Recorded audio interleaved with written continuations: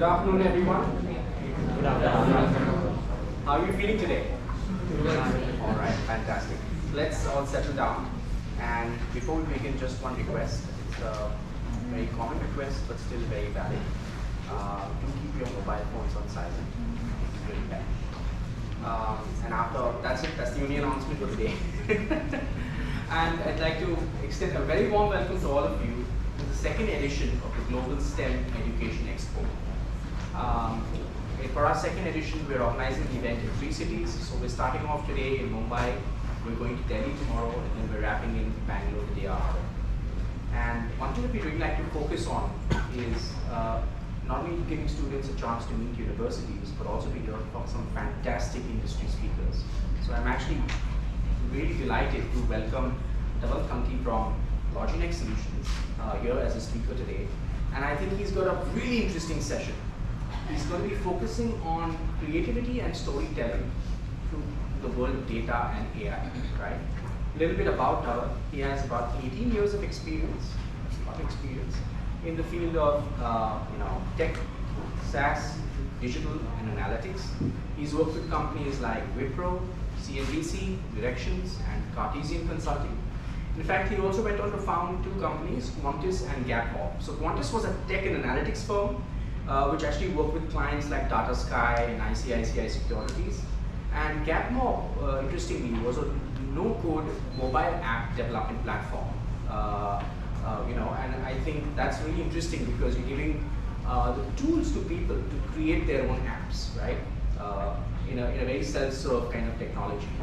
And it was used by Sanjeev Kapoor and his brand Wonder Chef and brands like Pizza Roma. In his current capacity, Dhaval is working as the Vice President in Asia Pacific and the Middle East for Loginex Solutions, which is undoubtedly the world's most sophisticated and one of the largest logistics automation SaaS platform, right? So data and AI. And I'm going to tell you this as a point. Maybe Dhaval will highlight that in the course of his presentation. But in case he does not, save it as a question for after. What's the difference between data, information, knowledge, and wisdom?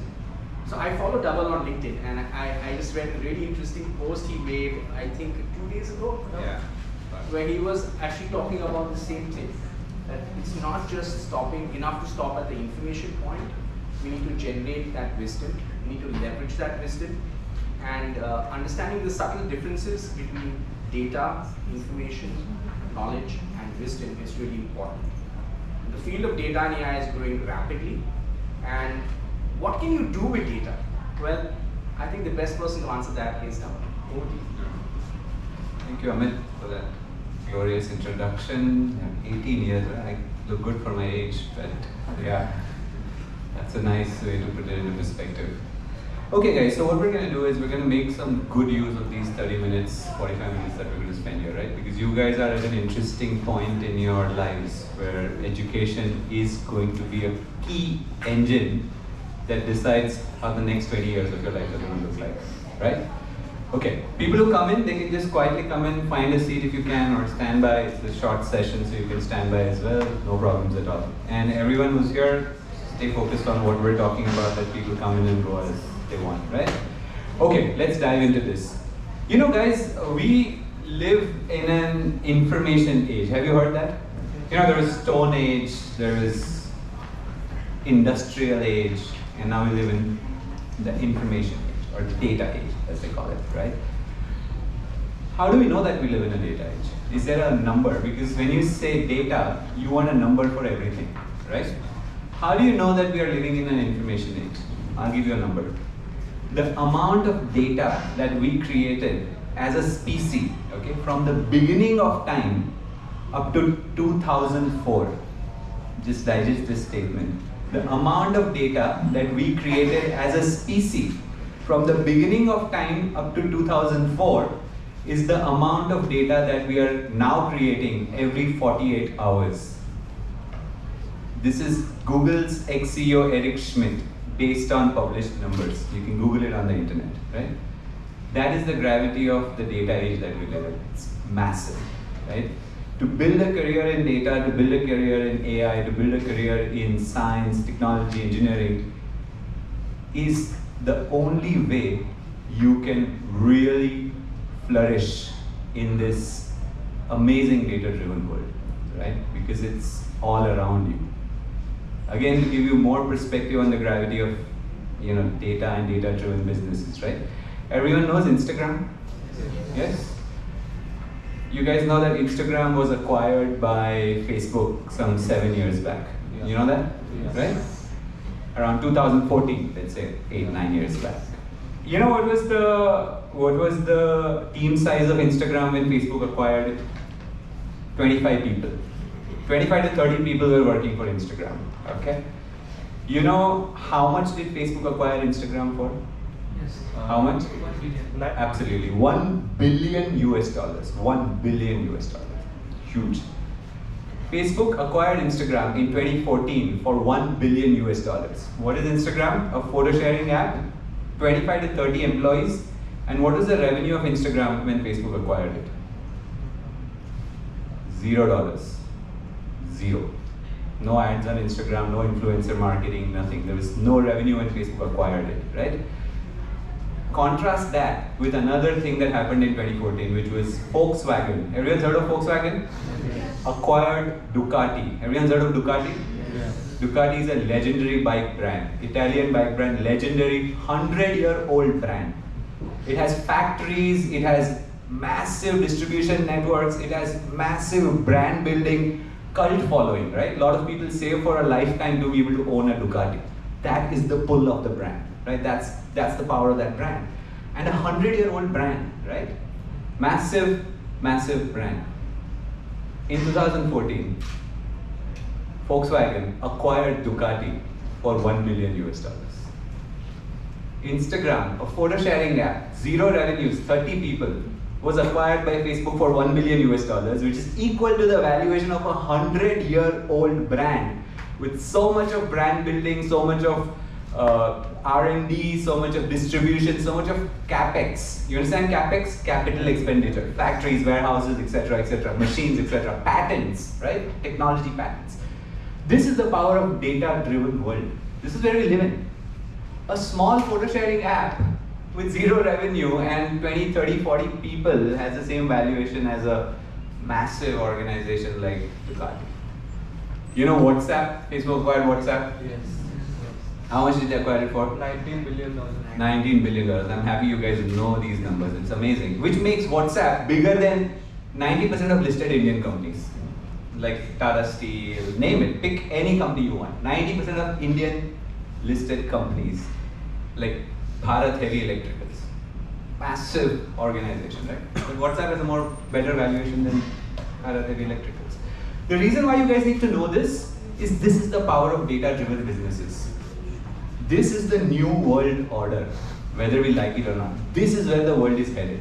Okay? What are the top 5 companies of the world? SpaceX, Tesla, Saudi Aramco.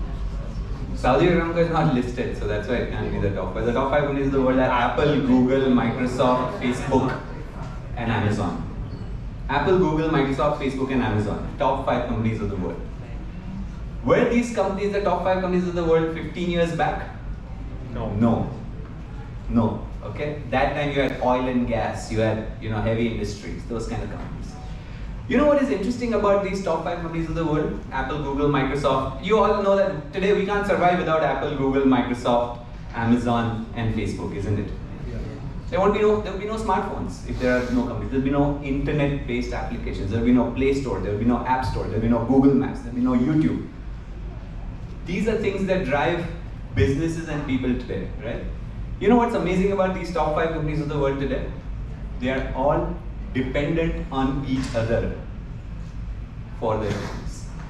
You know what are the top 3 apps on iPhone? Most used apps on iPhone. WhatsApp, Facebook, Instagram, WhatsApp. Yeah, in the top 5 you would have Gmail, you would have YouTube, and you would have Google Maps, right? YouTube, Gmail, and Google Maps. These are Google apps, right? What if Google tomorrow, Google has Android, right? Google is competing with Apple in the operating system market, Android versus iOS, right? What if Google wakes up tomorrow and says, hey, I'm going to switch off all my apps for iOS. Who's going to buy an iPhone? Imagine if there's no YouTube, there is no Maps, there is no Gmail on iPhone. Nobody's going to buy an iPhone, right? But is Google doing that? Why is it not doing that? Because It gets more data. They are getting revenue from users that use iPhone to access these apps, right? And that's the whole point. Each of these companies, the top 5 companies, they need each other for survival, and that is the age that you're living in, which is called as the ecosystem age. No company operates in a silo today. No company operates as an individual. It is operating in an ecosystem which is connected to other companies. And that's where they go. And this is only possible when you're living in a data age, okay? And before I dive into this specific conversation, just one more thing I want to talk about. Now, when I said Instagram, right, is a photo sharing app and it has a valuation of $1 billion US, or look at any other app that's out there. What does it take to build an Instagram? A computer, an internet connection, a developer. a laptop, and 3 developers and 1 designer. Game, that's it. If you know how to code, you can build an app. Somebody knows how to talk, they can market it. Somebody knows how to talk smartly, can get investors. 3 people can today build an app that can change the way the world operates. Right? Instagram today has changed the way the world operates, isn't it? Yeah. How easy or difficult was it to build it? Nothing. What is the entry barrier to building a next great app? 0 entry barriers. Right? What does it mean? All of you today are in a position to build multi-billion-dollar businesses right where you are today. As long as you have an idea, as long as you have clarity of what you want to do, and as long as you are passionate about what you want to do.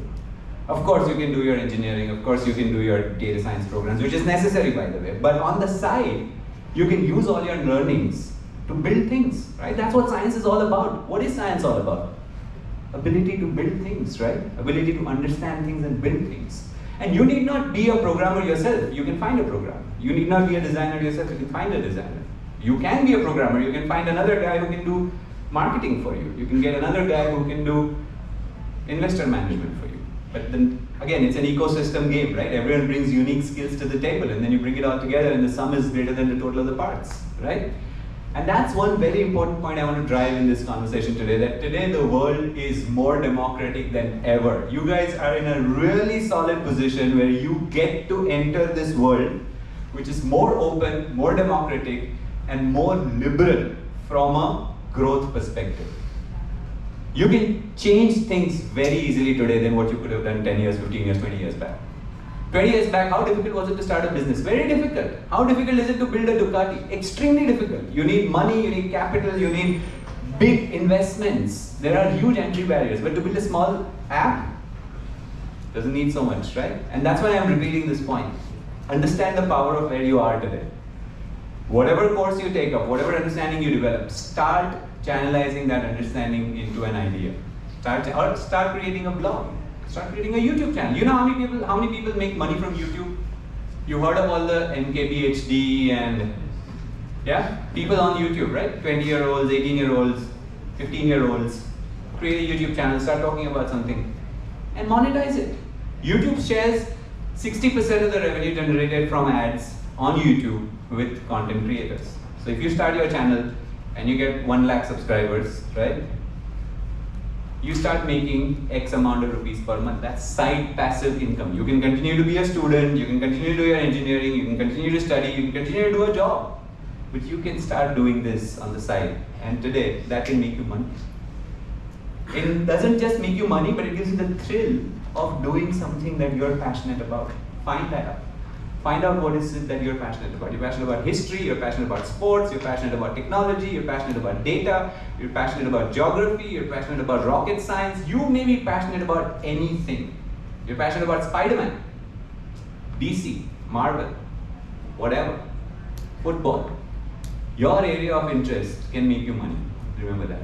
In today's world. It's only possible today. It wasn't happening 10 years back.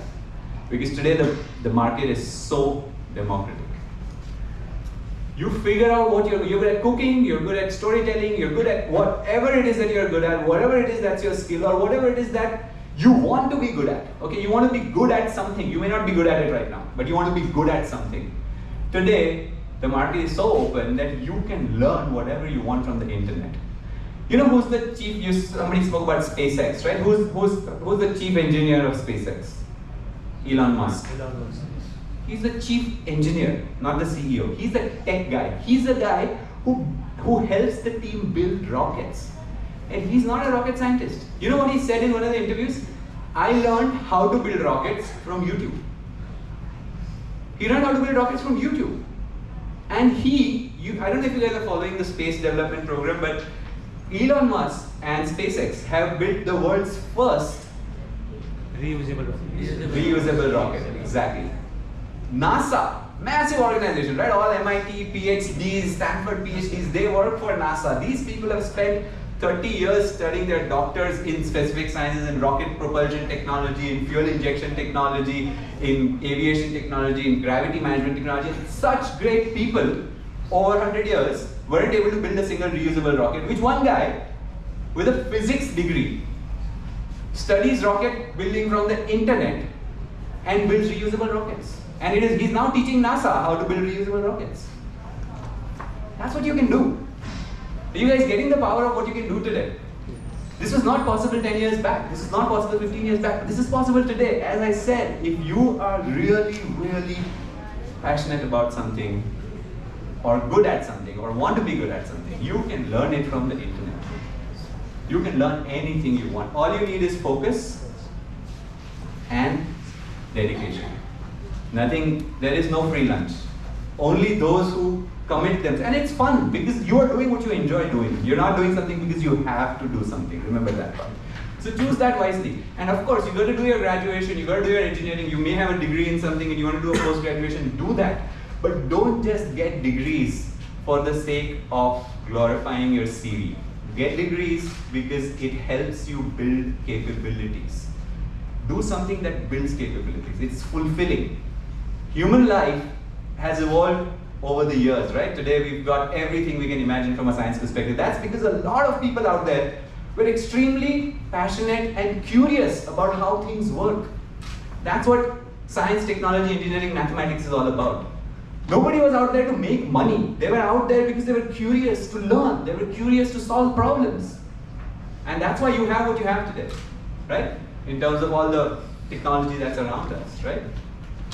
So bottom line is, of course, everyone makes money in the process, but your idea to get a degree, even if you're getting a job or you're starting your own thing or you're looking for freelancing opportunities or you're looking at higher education, do whatever you're doing, no problems. But the idea should be very clear that I'm doing this because this helps me build capabilities that can help me grow as an individual, financially, emotionally, spiritually, and holistically. And that you have the power to create for yourself. And today is the best time to be a student, to be in the age group that you guys are in, to be able to create the life that you want to create for yourself. So don't miss this opportunity. Otherwise, 10 years down the line, you'll feel, oh, I could have done that.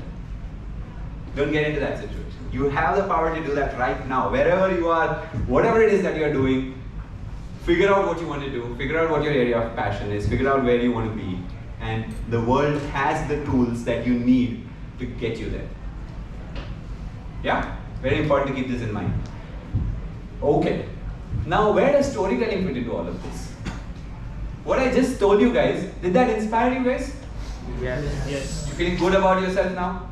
Yep. Yes, I can change the world. I can do some great stuff, right? You feel like that? At least a little bit? Yes. Loudly? Yes. Absolutely. That's because I told you a story, right? A real story. This is not a made-up story. Everything I told you right now is a real story. Everything I told you right now, you can Google from the internet and you'll find this stuff. But until somebody tells you this, you don't get inspired, isn't it? That's the power of storytelling. And that is the one thing that makes us... How do I change the slides? Do I have a clicker or something? Or do I need to? Okay, I'll change it from here, no problem. You know, the one thing, guys, that you need to master in whatever you're trying to do is ability to tell great stories, right? You know what separates, what makes, today human beings are the top of the food chain species, right? We're the top of the food chain species. Everybody understands that we're running the planet today, right? We can do deforestation, we can throw bombs anywhere, we can do whatever we want. No other species is above us, isn't it? Even though a small virus showed up and humbled us all. It just made us realize our space in the cosmic pecking order, isn't it? So while we feel that we are like the Homo sapiens, what does that mean? The wise one. And we gave ourselves that name, by the way. Yeah, how modest of human beings. They call themselves Homo sapiens because they feel they're the wise one. Top of the food chain species. What made us the top of the food chain species? Are we the strongest species on the planet? No. Are we the fastest? No. Are we the most intelligent? Yes. No. Chimpanzees are more intelligent than us, you know that? You teach a chimpanzee something and you teach a human something, the chimpanzee will learn it faster than a human. Yeah. Cognitive capability. If by intelligence you mean cognitive capability, chimpanzees have better cognitive capability than humans. Ants, right? They form colonies. They kind of build these, they communicate with millions of other ants, right? In a very sophisticated network of information, unlike any other species. So there are many species that you may not even know of that may actually have more intelligence than us. But they are not the top of the food chain species. Why? The one thing we are good at is communication and storytelling. We can collaborate in huge numbers. Today there are so many people sitting in the audience here, right? And you're all listening to me. You're all seated nicely. And we're having a nice, good conversation on a Friday afternoon. It's not possible for chimpanzees to do that. You can't get so many chimpanzees in the room, and you can't get one chimpanzee to come and talk to the rest of the chimpanzees. You can't do that. They can't communicate and collaborate like humans can. And how do we do that? By telling amazing stories. We all are storytellers in some way or the other. And we're all story listeners as well. We believe in a lot of stories. Okay? You believe in so many stories? I'll give you an example of what's a popular story. Money. Money is a story. Country is a story. When you fly in a plane, do you see a United States of America or a China or a Japan? Do you see all of that? No. You only see water and land. What have we done? We created these stories. Oh, this is the United States of America, the land of the free, the brave, the courageous, and people are so driven. There is so much patriotic fervor. I'm going to be the best country in the world. It's a story that they've told the world. China is a story. India is a story. It's a good story. Okay, I'm not debating why do these stories exist. What's a good story? What's a bad story? I'm not saying that. I'm saying these are stories that are driving the way we operate. Money is a story. One guy showed up and he said, okay, this is money. If you have a green bill, you give it, I'll give you 10 apples. Can chimpanzees do that? One chimpanzee goes to another chimpanzee, hey, you have 5 apples, I'll give you $5. Can you give me 1 apple? You want to understand the meaning of that? You understand what I'm trying to say? But we believe in the story of money. So everyone understands. The moment I say 1,000 rupees, everyone knows what that means. The moment I say $1 billion US, everyone knows what that means. Collaboration at a massive extent, because the story of money was told by somebody, some guy standing on some rock, some Homo sapien in the medieval age standing on some rock announced that this is the end of barter. We invent money. And from today, money is our new story. That started the whole economic game, which is a big story. And sometimes even a big joke. Have you guys seen the movie The Big Short? Yeah. That tells you how big a joke these big investment banks and these bankers and it's funny in the world that we live today. We assume that it's all great, right? But people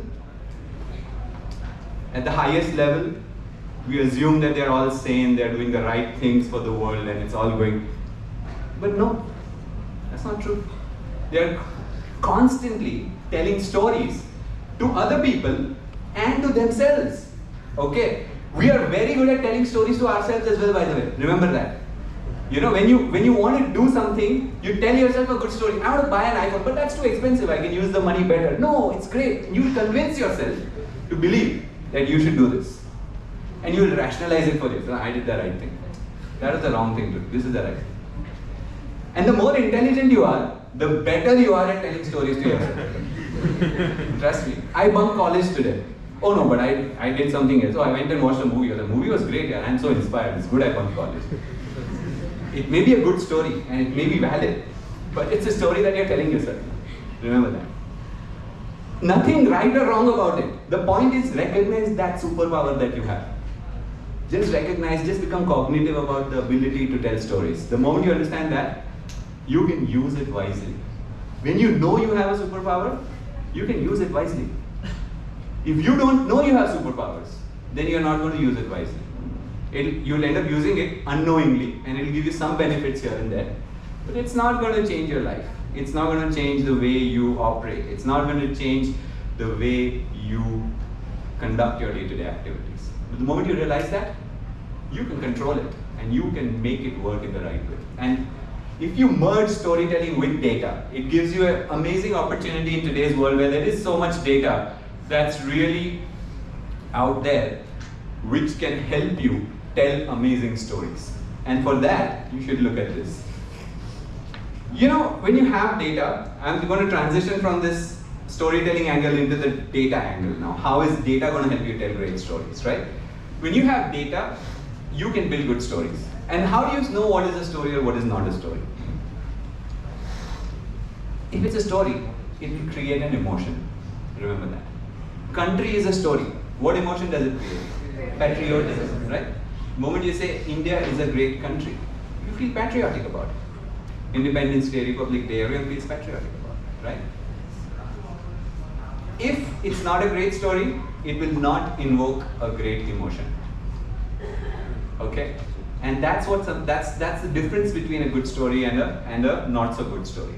Sometimes the stories could be very, very simpler. Okay, now this is the larger frame of reference to stories. Now we go into some day-to-day micro scenarios where how do you use data to tell stories, right? Let's imagine, let me give you an example to actually validate this. Okay, so how many of you follow the English Premier League? Anybody watches football here? Okay, some of you, fair enough. Just generally, no, I'm not going to take any specific examples.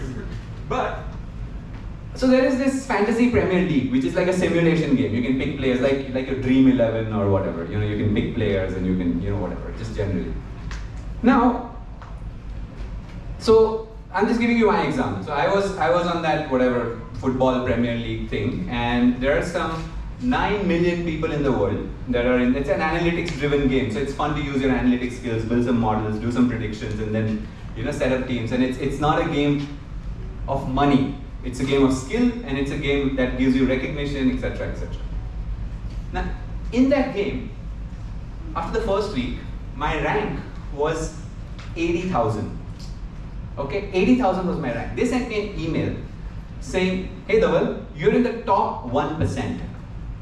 You see the difference between these two stories. Telling somebody that your rank is 80,000, does that make you feel good? But if I just change that narrative to tell you that, hey, your rank is, you're in the top 1%. It's great. Just a small piece of data, right? Some kids say, oh, I came 4th in the race. That sounds good, right? How many people were running? 4. But that's a better story rather than saying that I came last. See the emotion it creates, right? When I say I came last, it creates a very negative emotion. It makes me feel bad and sad. Because I came 4th. It makes me feel okay about it. It doesn't feel that bad. Human beings have this peculiar trait, right? If something bad is happening to you, you have a problem. But the same bad thing is happening to everyone, then you are cool. Oh, sab fail ho gaye. Everyone failed. It's totally cool, no problem. Only I failed, then I have a problem. It's that same Three Idiots thing, like dost agar fail हो जाए तो बुरा लगता है, but दोस्त अगर first आ जाए तो ज़्यादा बुरा लगता है. So we're funny people, by the way. Human beings are probably the funniest creatures on the planet. We don't understand anything fully. We just jump to conclusions. We get happy very easily. We get sad very easily. We get emotionally extremely entangled with every single thing that's happening around us. We have a point of view on everything. We're so good at complicating our lives. No other species is as good at it. Trust me. Now, if you take control of this, that's the whole point. You take control of that process, then you can fix things. The reason why we complicate things is because we're not taking control of this process. We just let it be, right? Something happens, we generate a response. The stimulus happens, you generate a response. How do you tell yourself a story based on that stimulus decides how you feel about it? As I said, saying that I came fourth versus saying I came last creates different emotions. So the ability to create good emotions is the validation of the quality of the story that you're telling, right? And this works in business as well. This works, it's the same principles, remember that. Business is an overhyped concept created by people who are in business to scare everybody else. Oh, the CEO of Meta and Facebook and Multiverse and the new product that has come out. This is a product launch event. The EBITDA of this company is so much. They are cash positive. The valuation is 10 billion. All of this is created to scare other people out. All of this is nothing but basic mathematics, basic concepts that are equally relevant when you were a child, and they're exactly the same when you are a CEO of a multi-billion dollar company. Is equally the same for a guy who's selling tea at the corner of this store. Is equally the same for Sundar Pichai who's running a multi-billion dollar business. The concepts are the same, exactly the same. In fact, the guy who's selling tea at the corner of the store, at the corner of the street, could be a wiser businessman than most of the unicorns in India, by the way. Why? You know how many unicorns in India are profitable? You know what's a unicorn, by the way? Yes. What's a unicorn? The valuation of the company is greater than $1 billion. $1 billion, exactly. And you see all these nice names, right? Byju's and Zomato. No disrespect if you're recording it. Hey, Byju. Happy birthday. But no disrespect. But most of these unicorns are loss-making. Zomato is loss-making, Flipkart is loss-making, Amazon is loss-making. Pick any company except for two, Zoho and Zerodha. The only two profitable unicorns in the country. And we talk about this whole startup story. India is a great startup nation, so many startups, blah, blah, blah, which is great, by the way, because you're generating revenue, you're generating employment opportunities, which is again fantastic. But if your business is not profitable, then no amount of jargons, no amount of financial gyan giving can justify that, right? And that's where you have to understand that those are the wrong stories. Sometimes they are being said to influence people in a certain way. Everyone thinks of Indian startup story as a great story, right? Generally, everyone thinks like that. Startup nation, we have more startups than any other company, any other country in the world. So many great poster boys, IIT guy, came out of college, built a business, $1 billion valuation. Great inspirational stories. Again, nothing wrong in that. But you have to see through it in the right frame of reference. There are good things and there are bad things. It all depends on how you're seeing it. You can learn from the bad things as much as you can learn from the good things. Again, only if you take control of that process. If you don't take control of that process, you'll be like everyone else. And remember one thing again, guys, to really grow, you have to put in effort. Nothing worth doing comes easily, remember that. Nothing worth having comes easily. If it comes easily, you can't value it. It's a simple human mindset. If it comes easily, you will not be able to value it. If you earn it, then you value it. And that's how we are wired, right? And that's what you need to understand in terms of what motivates you and how you should commit yourself to it. Now, consumers, right? Narrative drives emotion, emotion drives decisions, and decisions drive actions, right? How many of you want an iPhone right now? Everyone? How many of you like iPhones? How many of you like Apple products? Okay, iPad. How many of you like iPads? Anything that Apple makes? Okay, great. Why do you like them? Because they're cool, right? Because they're nice. They're great, operating system is great. Those are stories that you told yourself. And those are stories that Apple has told you. This is a fantastic phone, the best phone in the market. 10 people are saying the same thing. Oh, okay. I'll believe in it. People stand in queues right outside. I'm an Apple fanboy. I like Apple products. Not everything. I mean, some of it is crap. Some of it is great. Some of it is great, right? But you decide that for yourself. Don't buy into a story just because it's a story. You decide that for yourself. You're grown human beings with cognitive capabilities. Decide that for yourself. What is right, what is not right. But organizations and brands are very good at telling these stories to you because that's what drives the business. Why do people want to buy a BMW? Why do people want to buy an Audi? Great cars, by the way. Fantastic. You drive them, you feel great. Why do you feel great when you drive them? Because over the years you've told yourself this story. Oh, one day I'm going to have a BMW. Oh, this is so amazing. Oh, this is great. When you sit in the car, all of that story makes it real for you. It makes it real for you. Technologically, BMW may be 5 times better than a Alto, let's say. You know Alto? BMW is 5 times better than an Alto. But perception-wise, it is 1,000 times better than an Alto in your mind. Again, which is a great win for the brand, by the way, because that's when they can charge that price for you, right? That's the power of that story. How do these stories get told? How do these stories come alive? How do these stories, time check? We're good, right? Yeah, all right, cool. How do these stories really influence your thinking? How you can become great at telling stories is what you should work towards, right? And whatever in the next 10 minutes or 15 minutes or so, whatever we end up discussing is just going to be an input into your own thought processes so that you can start exploring that field and start getting better at it, right? Let's look at a couple of more examples in this context. Okay, now sometimes, now we get a little more specific. We're still getting into some specific concepts here. You know, usually what people say is, you know, everyone's heard this term storytelling using data, by the way, I'm assuming. In some way or the other, have you heard about this? If you have not, then you should hear about this. This is the next big skill that's coming up. Where how do you have, so analytics, everyone knows analytics, right? You have data, you report data, you talk about it, etc., etc. Once you start telling good stories with that analytics, this analytics becomes powerful. If you don't tell good stories with that analytics becomes silly, right?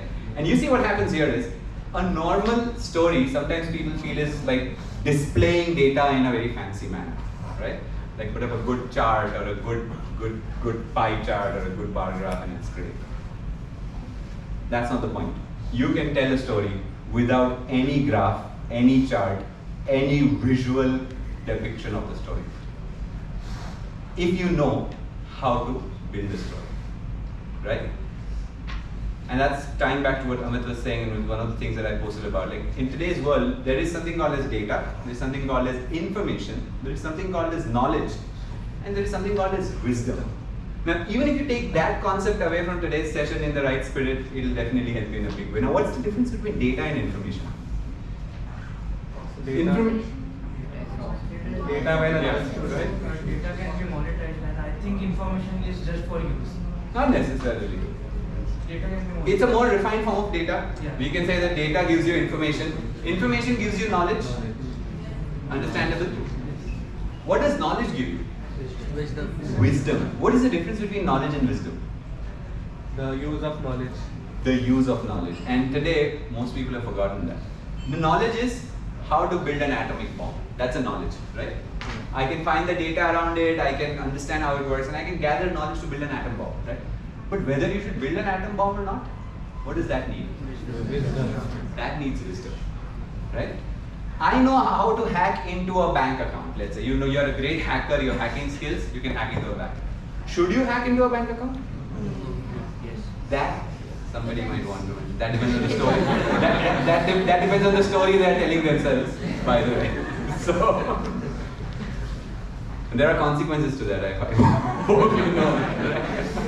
It's a zero-sum game. You take value, you give value. You know, it's all in balance, guys. So wisdom is about knowing when to do what to do. So in simple terms, wisdom is about knowing which problems to solve. Knowledge gives you the ability to solve a problem. Knowledge gives you ability to solve a problem, right? If I know how to use a knife, I can use it to cut vegetables. That's knowledge being applied. If I know how to use knives, I can use it to stab somebody, like thieves and robbers, right? They're using the same knowledge in different ways, right? That's wisdom. What should you use knife for is wisdom. And how to use a knife is knowledge. You understand that? Yes. Today the world needs more wisdom. Knowledge is everywhere. Everywhere there is data, as I said, YouTube, internet, etc. You can learn whatever you want to learn. But what should you learn and what problems to solve, that's wisdom. And that's something that you acquire over a period of time. That is linked to your value systems, that is linked to the stories you've created for yourself, that is linked to the stories you believe in, and that's linked to the way you are as a person. And remember, what you are as a person is also a changing construct, driven by the data that you're consuming. I'm sure all of you, when you move out of the room, you'll all be at least 10% better than what you were when you entered the room, isn't it? Yes or no? Yes. That's the point. You should be open to evolution. Everything that's happening around you is shaping you, is molding your mindset. It's changing you in ways that you can actually control. Whether you want to change for the better or you want to change for the worse. So that's the whole point about data and how you need to use data not just for knowledge but for wisdom, so that you know what are the right things to do and what are the right problems to solve. Now I'll give you a marketing example to just validate it more from a business standpoint, which is, again, when I say AI, what comes to your mind? Artificial. What is artificial intelligence? It's very much Teaching Machine emulating to the decisions. Yeah. It's the ability of a machine to think like a human. Perfect. It's ability of a machine to think like a human. Who teaches the machine to think like a human? The human. Correct? Just to give you an example, how many, so you guys know about things like image recognition and stuff like that, right? If you want to write an algorithm to teach a machine how to recognize an image, let's say a cat's image, okay? How many images of cats do you need to supply to a machine for it to accurately identify a cat in a picture? Our phones today are very sophisticated. They can identify who's, Facebook tells you, hey, looks like you are being tagged in a picture. Do you want to tag yourself? Looks like you are in this picture. Do you want to tag yourself? It says that, right? Yeah. Again, what is the limit? What is knowledge versus wisdom, right?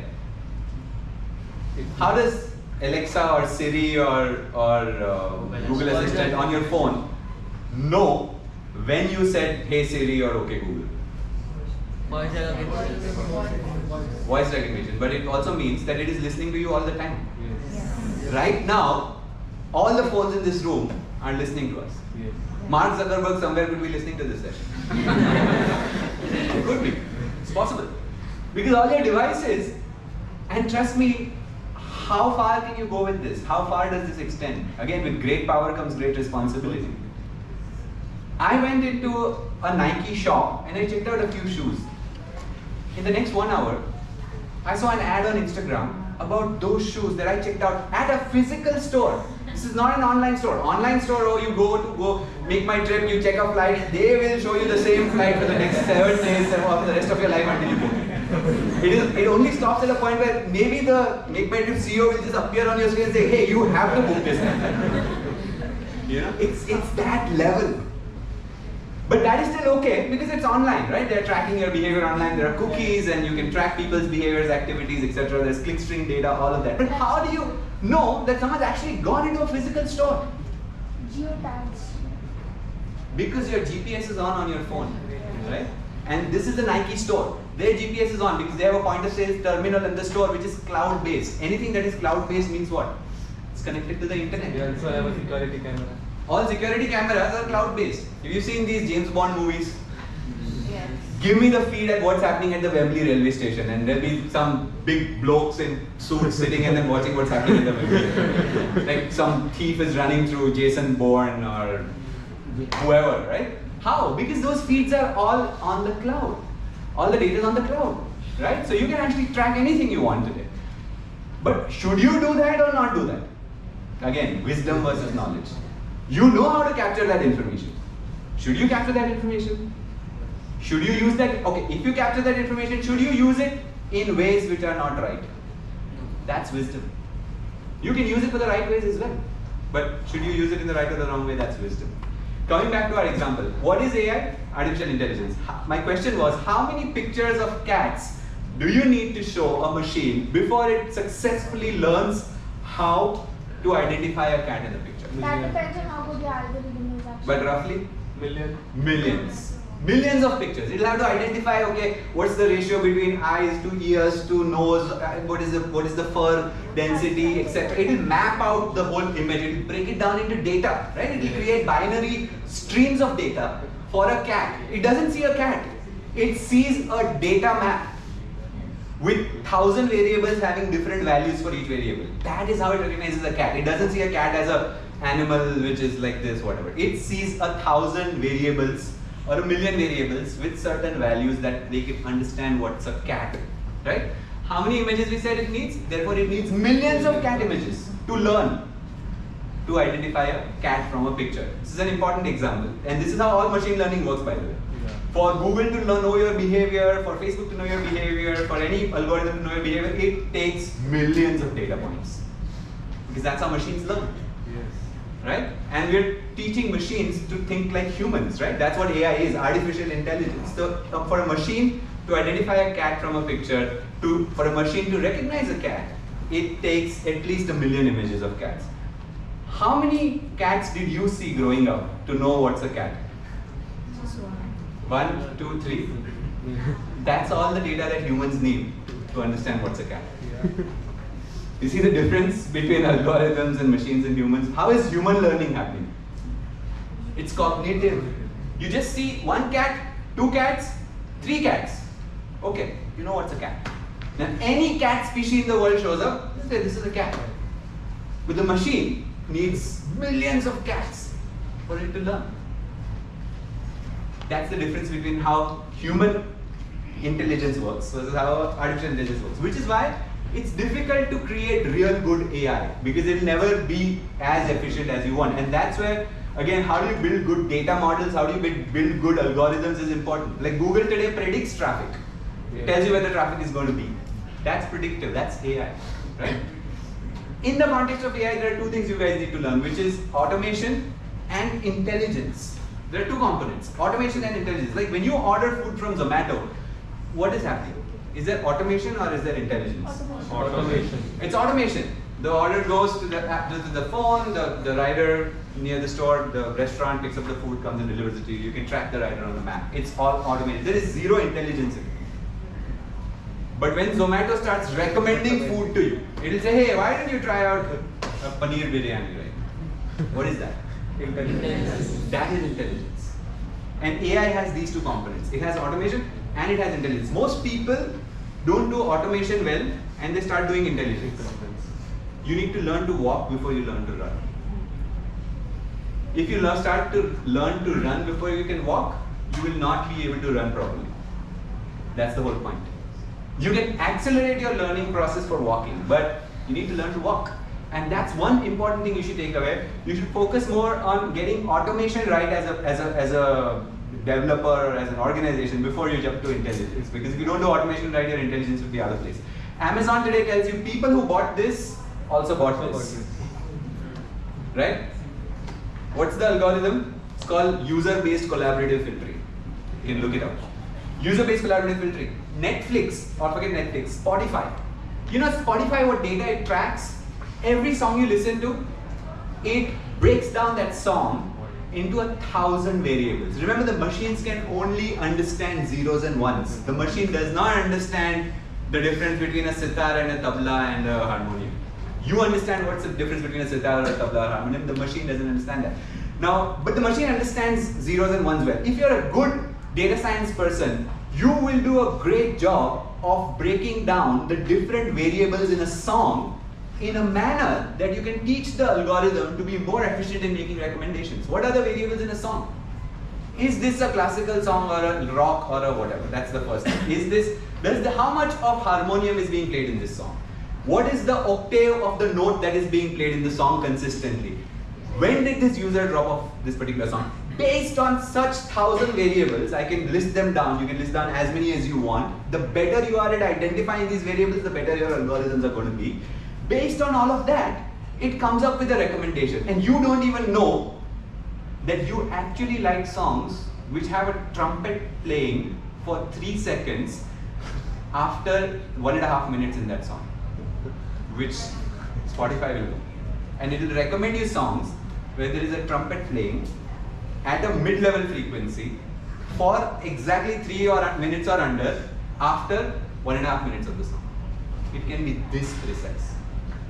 And it makes a recommendation. You listen to this song and he'll say, you know what, you might like this. You listen to that song and you say, wow, this is a great song. It's a discovery. I didn't know this song existed. Or I didn't know this movie existed. I didn't know this YouTube video existed. YouTube recommends videos to you, right? Because it learns your patterns and it starts recommending things to you. You don't know what you want as much as what Google knows. Today, Google knows more about you than you know about yourself. You understand that, right? Because all of that data is teaching the machines how to understand consumer behavior better. And if you use this data in the form of a story, then you can get the desired behavior. And that's exactly what this one slide tells you about. Imagine if you have a marketing story like this. I think we'll wrap in 5 minutes and open it up for questions and answers. But this is one thing I want to just quickly talk to you about. Imagine you see this ad, right? On simple real world example. Imagine you see this ad on a website. What happens? You see this ad on a website. 20% off on Nike shoes. You're going to click on that ad? No. But if somebody tells you, I did. yeah, you click on it. Why? Because you want those shoes, right? How do you know? 20% off. 20% off. Paisa bachata. Exactly. But 20% off only if you want to buy shoes, right? What if you just bought shoes yesterday? You won't just buy because there's a discount, right? Some people I may. might buy for someone else. You might buy for someone else. Let's say you bought for someone else already three days back. Now what? Point is, you never know enough. Nobody knows enough, right? Algorithms don't know enough. My point here is, you see the difference here. If I am Nike and I'm running an ad like this, and I tell them, oh, you know what, based on insight, like this, customers like discounts. One brand manager, one product manager comes up in a meeting and says, hey, you know what, customers love discounts. You want to sell more? Start throwing discounts. People will buy. But that's a very wrong way of selling, right? Because when you throw discounts at everything, your customer acquisition cost is higher than your revenue, which means you're selling a product at a loss. Every time Flipkart sells a product, it makes a loss because its cost of the product is more than the value they get out of the product because they're funding the discount, right? That's a very unintelligent way of selling. But what if, using all the data that exists on the internet, I am able to find out that 5 people in this room actually want Nike running shoes, for example, okay? And they want a white colored Nike running shoe. How do I know that? By looking at all the data that I have on them, right? Looking at everything that they've browsed, looking at their behavioral patterns, looking at every single thing that's out there. I can get really smart, and I understand that 5 people out of these people are interested in running, or they're going to run the Mumbai marathon, and they want to buy some white colored. Why do I know white color? Because they've shown preference for white colored shoes. How do I know that? Because of their browsing behavior on Amazon.com. All that data tells me that these 5 people are into sports, they're going to run the Mumbai marathon, and they're going to need white shoes. Why? Because they've always shown preference for white shoes. They want white shoes, they've shown brand preference for Nike, and they're into sports and athletics, so I want to sell them these shoes. What am I going to do? I'm going to write a story like this. I'm going to say, hey Rahul, as you know, the Mumbai marathon is just about 2 weeks away. You might want to check out our new Nike N900 range. We think you'll like them. It's built for runners like you who appreciate a comfortable grip and a peppier stride. And if you buy them today, we'll throw in a 10% discount for you, plus a pair of Nike socks for free. Does that make more sense? Yes. And you're talking to somebody who is actually in the need to buy these shoes. This will give you better conversion, or that will give you better conversion. Right. Because this will reach out to everyone, agreed. But you're losing money every time somebody buys that because you're giving away a fat discount, plus you're not relevant in your targeting. And you don't have a story. You just have a object. There is a little bit of a story there, where at least there is a discount story that's happening there, but that story is an expensive story. You don't want to spend that much money to sell your product. Instead, you focus on relevance. When you focus on relevance, you're going to be able to get the conversion without having to pay the price for it. This is smart storytelling, and this is not storytelling or bad storytelling. And this is how you use data in telling consumer stories that can help consumers buy your products, and that can help you get revenue, right? I'll pause here and just take 60 seconds to tell you guys that, of course, in a 45-minute discussion, you crack a concept like this to its fullest, right? You need to commit yourself to a longer time frame, learn about it, understand about it, figure it out yourself, and then get better at it. But one thing I want to leave you guys with is, first of all, I'm on LinkedIn. You guys can reach out to me, connect to me, whatever questions you may have, feel free to reach out. The number 2 thing I want to tell you is, get on the internet, get on YouTube, start learning things on your own.